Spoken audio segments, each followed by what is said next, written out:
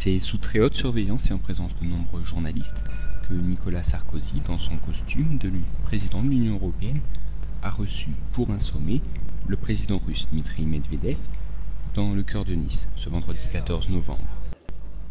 Cet événement, couvert par de nombreux journalistes venus de tout le continent, a été mis sur pied afin de pouvoir aborder les questions diplomatiques d'actualité lors d'un entretien privé, après un premier bain de foule. L'épineux dossier de la Géorgie et de la crise financière mondiale, à quelques heures du G20, ont dominé l'échange. Mais même si aucune grande décision n'en ressort, Nicolas Sarkozy a réaffirmé qu'il fallait. L'atmosphère était informelle et amicale, les négociations étaient directes et ouvertes, mais extrêmement utiles et franches, ont tenu à souligner les deux présidents lors de la très attendue conférence de presse. Compte rendu. Pour discuter. Mais de suspension, il n'y en a jamais eu. Car s'il y avait eu une suspension, il aurait fallu, la suspension se prenait à l'unanimité, il aurait fallu une décision à l'unanimité pour reprendre. C'est la raison pour laquelle, avec José Manuel Barroso, on a proposé le report. Voilà très exactement ce que nous avons fait. Pardon, ça peut paraître un peu jésuite, un peu juridique. J'ai toujours pensé qu'il fallait maintenir le fil du dialogue.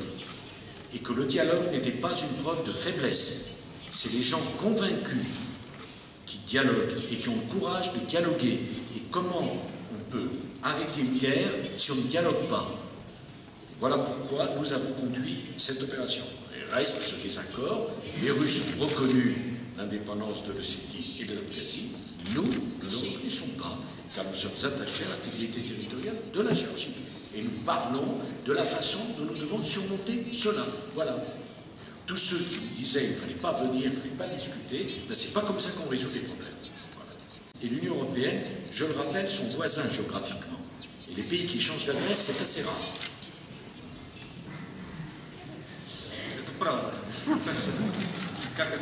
L'Europe a essayé d'être un facteur de paix entre la Géorgie et la Fédération de Russie. Et c'est l'Europe qui l'a obtenu. Et c'est une grande nouveauté. Et ce n'était pas si simple. J'ai dit que la Fédération de Russie avait rempli la plupart de ses engagements. Je l'ai dit, monsieur Quatremer, pour une raison simple. C'est que si on veut être un facteur de paix, il faut être un interlocuteur de bonne foi et honnête. Honnête entre les deux parties, pour avoir la confiance des deux parties. Et les agitations dans une mer proche avec des navires militaires, je ne vois pas ce que ça a amené. On peut continuer entre l'Europe et la Russie à se menacer de boucliers, de missiles, de marines, etc. Ça n'amènera rien à la Russie, ça n'amènera rien à la Géorgie, ça n'amènera rien à l'Europe. C'est pas notre conception des choses. Réaction. Réaction. Ça voulait dire qu'il y avait une action préalable. Le mot réaction. Et ce mot réaction a été adopté par les 27 à l'unanimité, monsieur Quatremer. Disproportionné, c'est toujours ce que j'ai pensé. Je l'ai dit au président de la Fédération de Russie. Je maintiens qu'il fallait faire ce sommet, je ne le regrette nullement, je maintiens que la Fédération de Russie a tenu la plupart de ses engagements.